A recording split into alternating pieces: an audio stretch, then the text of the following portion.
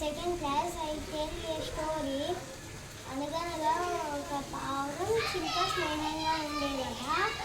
ఒకరోజు పావురం దాహం తీర్చుకోవడానికి సరస్సుకు పోయిందట.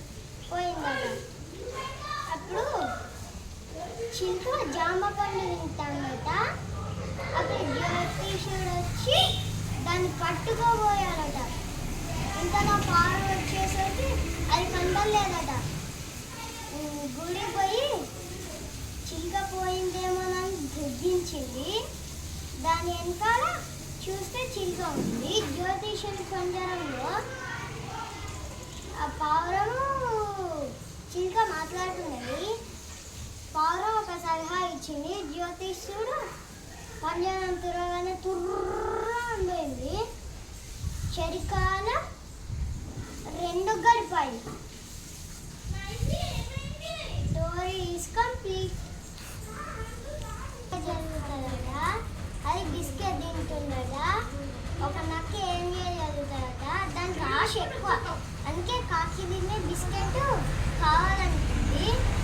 నీవు బాగా పాడగలవు, ఒక పాట పాడవా అంది. అప్పుడు కాకి క్రింద కాళ్ళు పెట్టి ఒక పాట పాడింది. మళ్ళీ నక్కకు ఒక ఆలోచన వచ్చింది. నీవు నాట్యం బాగా చేయగలవట కదా, నాట్యం చేయవా అంది. అప్పుడు పిచ్చుక నోట్లో పెట్టుకొని చేసింది. అప్పటికి తనకి కావాల్సిన బిస్కెట్ కింద పడలేదు. అప్పుడు నాకన్నా బియ్య కంటే ఎవరి తెలివి ఉంది అని అనుకుంటే నిరాశతో నేను దిగి వెళ్ళిపోయింది. My name is Vedant Shetty. I am studying second class. I tell you a story. విద్య. ఈ స్టోరీ పేరు అనగనగా ఒక ఊళ్ళో రాము సోము అనే అన్నదమ్ములు ఉన్నారు. వాళ్ళు బడికి వెళ్ళకుండా అల్లరిగా తిరిగేవారు. వాళ్ళ అమ్మా నాన్న చాలా బాధపడేవారు. వారు చాలా బాధపడేవారు. అప్పుడు ఊరి చెరువు గట్టు మీద ఒక మాస్టర్ ఒక అతను నడుచుకుంటూ వెళ్తుంటే కాలు జారి చెరువులా పడిపోయేప్పుడు అయ్యా అయ్యా అని అంటున్నారు, కానీ ఎవ్వరు ఆయనను కాపాడటం లేదు. అప్పుడు రాము సోము వచ్చి చెరువు పద్ధతిని ఒడ్డుకు తీసుకొచ్చిళ్ళు. ఇది రాము సోము వాళ్ళ అమ్మా నాన్నలకు తెలిసి చాలా సంతోషపడ్డారు. ఒకరి ప్రాణం కాపాడారని సంతోషించారు. అప్పుడు రాము సోము బడికి వెళ్ళకపోవడం, ఆ మాస్టర్ ఎవరో కాదు, ఆయన పేరు రామయ్య. రాము సోము బడికి వెళ్ళకుండా చూస్తూ రాము సోము వాళ్ళ అమ్మా నాన్న దగ్గరికి వెళ్ళారు. పిల్లల్ని ఇద్దరు దగ్గర కూర్చోబెట్టుకొని మీరు గొప్ప ఆట ఆడతారు, రోజు బడికి రండి, మీకు ఆటలు పాటలు కథలు నేర్పుతాను అని అన్నారు. అప్పటి నుంచి రాము సోము బడికి వెళ్ళి చదువుకొని గొప్పవారయ్యారు.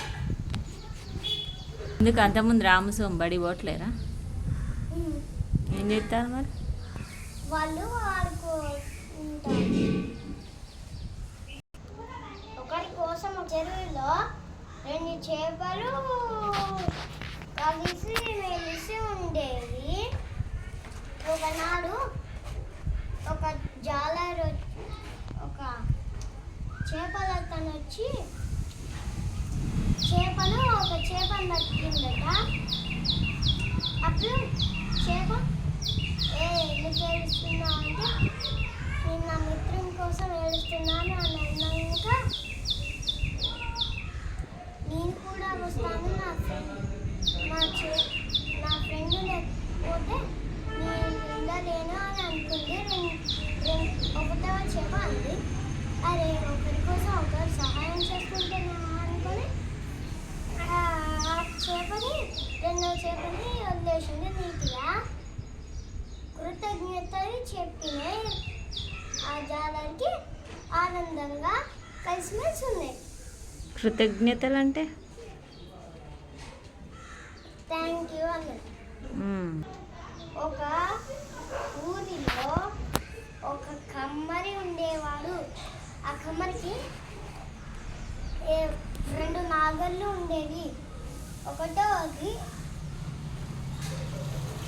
కమరి నన్ను అమ్మేసేయి, నేను పని చేస్తాను అని అన్నది. అప్పుడు రెండోది నన్ను నన్ను నన్ను పని చేపించవద్దు, నేను మీ దగ్గరే ఉంటాను అని అన్నది. ఒకటో దాన్ని అమ్మేసి రెండో దాన్ని అట్లనే ఉంచిండు. ఒకరోజు రెండుకి వచ్చినాక నేనేమో దుప్పు పట్టిపోయాను, నువ్వేమో తెల్లగా ఉన్నావేంటి, ఇదేంటి అని అంటే నేను పని చేస్తున్నాను కాబట్టి తెల్లగా ఉన్నాను, నువ్వేమీ పని చేయకుండా ఉన్నావు కాబట్టి నువ్వు తెల్లగా లేవు అని ఉన్నది. ఒకటోది కమరి నన్ను కూడా నేను కూడా పని చేస్తాను అని అందరు. రెండో నాగరి కూడా స్టోరీ ఈజ్ కంప్లీట్. పిల్లి తెలియదు. ఒకరోజు పిల్లి తీవ్రంగా ఎవరు గొప్ప అని తీవ్రంగా మాట్లాడుకుంటున్నారట. అప్పుడు పిల్లి నీకన్నా నేనే గొప్ప ఏనుగు మామ, నిరూపిస్తే చూడు అదేలాగా అని అన్నది. ఏనుగు కోపంగా ఎట్లాగో నేను నిరూపిస్తే నా మీద కూర్చోబెట్టి అడవంతా తిప్పుతావా అని సవాలు విసిరింది. ఈ సవాలుకు ఏనుగు సై అంది. పిల్లి నడుచుకుంటూ వెళ్ళింది. అప్పుడు ఒక ఎలుక పిల్లి కనిపించింది. అది ఏనుగుని చూసి కొంచెం కూడా భయపడలేదు. ఇంతలో పిల్లి మియావ్ మియావ్ అనుకుంటా వచ్చింది. ఎలుక ముందుకు చూడకుండా పరువు లాగించుకుంది. అప్పుడు చూసి, ఇదిగో చూసినావా ఏనుగు మామ, నిన్ను ఎలుక పిల్లి చూసి కొంచెం కూడా భయపడలేదు. అదే నన్ను చూసి కొంచెం వెలుదిరిగి చూడకుండా పరులు అనిపించుకుంది. ఇప్పుడు చూపు ఎవరు గొప్ప అని అన్నది. అప్పుడు ఏదో తన ఓటమిని ఒప్పుకొని దాని మీద ఎక్కించుకొని పోయింది. అడవంతా తిప్పింది. Story is complete. మంచిగా మారిన నక్క. అడవిలో ఒక నక్క ఉంది. అది నమ్మించి మోసం చేస్తూ ఆహారం సంపాదించుకునేది. ఒకరోజు నక్క ఆహారం తీసుకురావడానికి పోయింది. అప్పుడు ఒక కుండలు చెంగుగా దొరుకుతుంటూ ఆడుతుందన్నట. అమ్మయ్య, ఈరోజు మాకు ఆహారం దొరికింది అని అనుకుందట. కానీ అది తినలేదు. దాంతో కూడా ఆడుకోవాలని పోయిందట. నేను కూడా నీతో ఆడుతానన్నది. అమ్మో, మా అమ్మ తెలియని వాళ్ళతో మాట్లాడొద్దు అని అన్నది. మా అమ్మ అని అన్నది. ఇంకా మీ అమ్మ ఏం చెప్పిందంటే, ఇతరులకు సహాయం చేసి నమ్మించి మోసం చేయకూడదని అన్నది. తన అందమైన కళ్ళు గుండ్రంగా తిప్పుతూ అప్పుడు నక్కను ఈ విషయాలు నక్కను ఆలోచన పడేసినాయి. ఇన్ని రోజులు తను చేసిన చెడు పనులను చేసినందుకు బాధపడింది. అప్పటి నుంచి నక్క కుందేలు మంచిగా స్నేహంగా గడిపాడు. అప్పటి నుంచి నక్క చెడు పనులు చేయకుండా మంచిగా ఉండాలని నిర్ణయించుకుంది. Story is complete. అంబలి బూరెలు. ఒక రాజుగారు భోజనానికి పిలిచారు.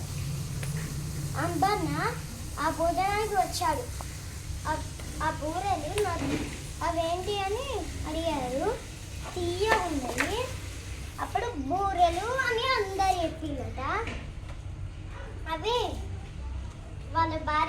చేయించాలనుకుందట.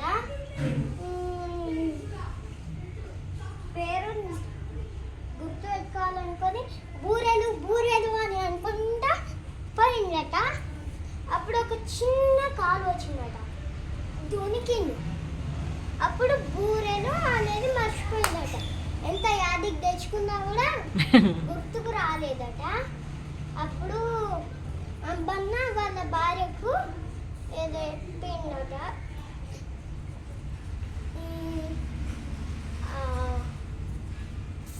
రాజుగారి భోజనానికి ఏవో పెట్టారు, అవేవో చెయ్యి అని అన్నాడు.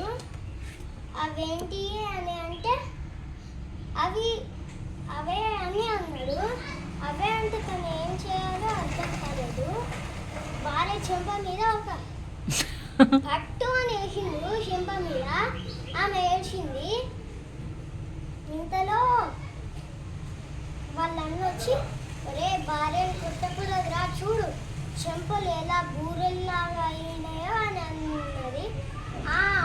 అవే అవే బూరెలు చెయ్యి అని అన్నాడు. అత్త కోడళ్ళు నవ్వుకున్నారట. Story is complete. బూరెలు అంటే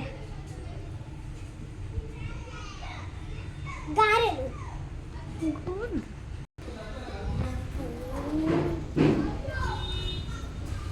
నీ చిరాకు చెప్తా, తర్వాత అది అక్కడ చెప్పినాక నేను చదవలేదు. అప్పట్లోకి నువ్వు వచ్చేసావు, తర్వాత ఇది చదివి చెప్తామ్మా. వంగ మొక్కలు పూసినట్ట కిందే పూసినట్టు. ఇంతలో రాకాసుడు వచ్చి ఆకులను తినసాగాయట. పూలు ఆకులు తమని తినవద్దని వేడుకున్నాయి, అయినా ఒప్పుకోలేదట. అవన్నీ తినేసాడట. ఇంతలోపు రైతు వచ్చిండు, పురుగు మంది చల్లిండు. పురుగులన్నీ చనిపోయినాయి, మళ్ళా కొత్తగా కాసినాయి. వంగె మొక్క నవ్వుకుంటుంటే ఒక అమ్మాల స్టోరీ ఈజ్ కంప్లీట్. నాకు అర్థమే కాలే. మీకు అర్థం కాదు మేడం? ఎందుకు మేడం? మంచిగా చెప్పలే మేడం. అయిపోయింది. ఇది పేరు కమలాపురం. మా ఊళ్ళో సీతమ్మ రాజమ్మ ఉండేదట. సీతమ్మ ఇల్లు ఎప్పుడు పిల్లలతోటి కలకలలాగే ఉంటుందట. రాజమ్మ ఇల్లు ఉండదట. కలకల అంటే ఎక్కువ మంది ఉంటారు. రాజమ్మ ఇంట్లో ఒక్కరు ఉండరట. ఎందుకు ఉండరు? ఎందుకంటే ఆమె కోపంగా చేస్తారు. ఆమె కోపంగా ఉంటుంది. అందుకే ఒకరోజు పిల్లల్ని సీతమ్మ వాళ్ళ ఇంటికి తీసుకుపోయి, నీకు మిఠాయిలు ఇస్తా, మా ఇంటికి మిఠాయిలు అంటే లడ్డూలు మిఠాయిలు ఇస్తా అన్నది.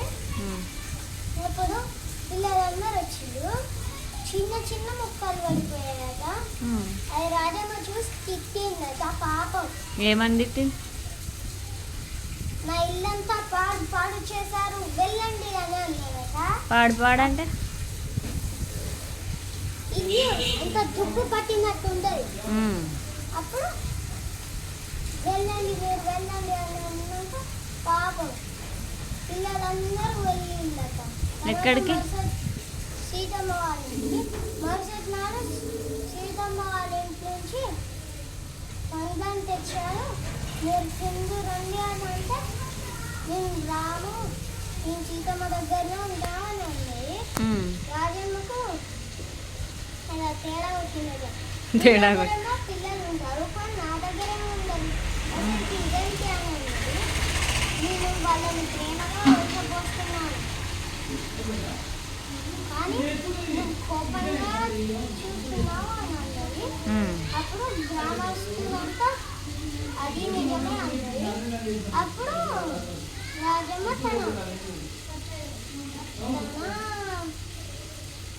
తెలివితనానికి సిగ్గుపడి తెలివితనం స్టోరీ ఈస్ కంప్లీట్. ఈ అన్ని స్టోరీలు ఎలా వచ్చాయి నీకు? ఇవన్నీ స్టోరీ ఏం చదివినావు? ఏదైనా అంటే ఏది చదివినా వస్తుంది. నువ్వు ఎలా గుర్తు పెట్టుకున్నావు?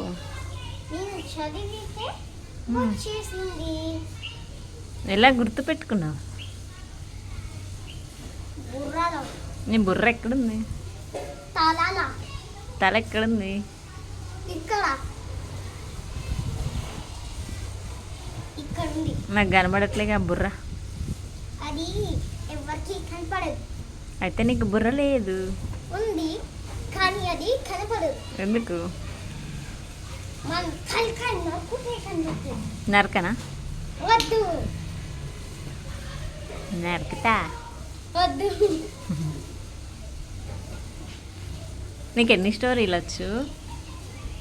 10 10 వచ్చా? కాదు 12 12 వచ్చా?